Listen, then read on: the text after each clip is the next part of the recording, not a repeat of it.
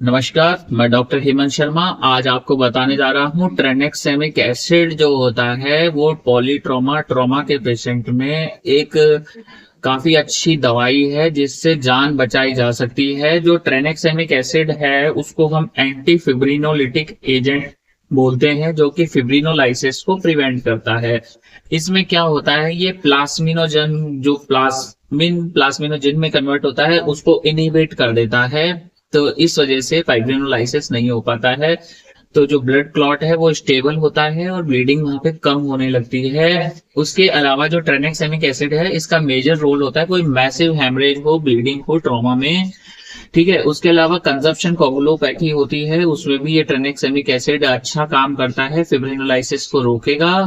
अब ये कैसे पता चला, कैसे हम कह सकते हैं कि ये जो ट्रेनेक्सेमिक एसिड है बहुत अच्छी दवाई है जिससे लाइफ सेव होती है? इसके लिए क्रैश 2 और क्रैश 3 ट्रायल हुआ है जिसमें 20,000 मरीजों को लिया गया था 2010 के अंदर। उसमें देखा गया कि जो ट्रेनेक्सेमिक एसिड है अगर उसको चोट लगने के 1 घंटे के अंदर दिया जाता है तो 32% जो डेथ होती है उसको बचाता है, और 1 से 3 घंटे में देते हैं तो 21% डेथ्स को बचा लेता है ब्लीडिंग के कारण जो होने वाली है। उसके अलावा अगर 3 घंटे बाद अगर आप ट्रेनेक्सेमिक एसिड देते हैं तो वो डेंजर होता है, वो आपको जानलेवा हो सकता है। तो 3 घंटे बाद ट्रेनेक्सेमिक एसिड नहीं देना है। उसके अलावा ट्रेनेक्सेमिक एसिड इंट्रामस्कुलर नहीं देना है, इंट्रावेनस देना है, 10 मिनट के अंदर देना है इन्फ्यूजन में, मतलब 10 मिनट्स के अंदर धीरे धीरे आप स्लो इन्फ्यूज करें, वो बेस्ट रहेगा।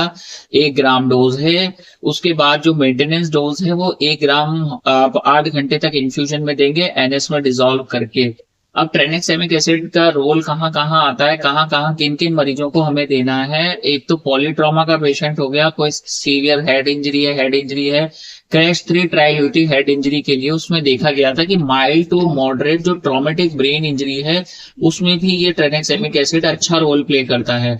ट्रेनेक्सेमिक एसिड उन लोगों को नहीं देना है जिनको हाइपर सेंसिटिविटी है, एलर्जी है, या किसी मरीज को डीप वेन थ्रोम्बोसिस है, पल्मोनरी एम्बोलिज्म है, या डिसेमिनेटेड इंट्रावास्कुलर कोगुलोपैथी है। इन लोगों में आपको ट्रेनेक्सेमिक एसिड नहीं देना है। तो आपको समझ में आया होगा कि ट्रेनेक्सेमिक एसिड कितना अच्छा ड्रग है, पर ड्यूरेशन भी ध्यान रखना है। कब ट्रॉमा हुआ ये नहीं 6 घंटे बाद दे दिया तो वो ज्यादा डेंजर है, फिर उसके लिए आपको विद इन 1 आवर या विद इन 3 आवर देना है। उसके बाद इन्फ्यूजन आप दे सकते हैं। किसी को पैल्विक फ्रैक्चर है, कोई लॉन्ग बोन फ्रैक्चर है, आपको लग रहा है कोई चेस्ट इंजरी है, कोई हेड इंजरी है, कोई ब्लीडिंग है एक्सटर्नल या इंटरनल आप सस्पेक्ट कर रहे हैं, उसमें tranexamic acid within 3 hours of trauma play role. तो आपको समझ में आया होगा। और ये प्लास्मिनोजन को इनहिबिट करेगा एक्टिवेट होने से, तो इस वजह से ब्लीडिंग रुकेगी, फाइब्रोनाइलाइसिस स्टॉप होगा। अगर आपके भी किसी पेशेंट को ट्रॉमा हुआ है या आप डॉक्टर हैं तो आपको समझ में आया होगा ट्रेनेक्सेमिक एसिड का रोल। तो ये एक बहुत ही अच्छा ड्रग है। वीडियो अच्छा लगता है लाइक कर दें, चैनल पे नए हैं सब्सक्राइब करना ना भूलें। और भी ऐसे इंफॉर्मेटिव वीडियोस जानने के लिए आप डिस्क्रिप्शन में जाएं या व्हाट्सएप के ये यूट्यूब पे कमेंट सेक्शन में जाके कमेंट करें, मैं उस बीमारी पे वीडियो जरूर बनाऊंगा। थैंक यू, धन्यवाद। धन्यवाद।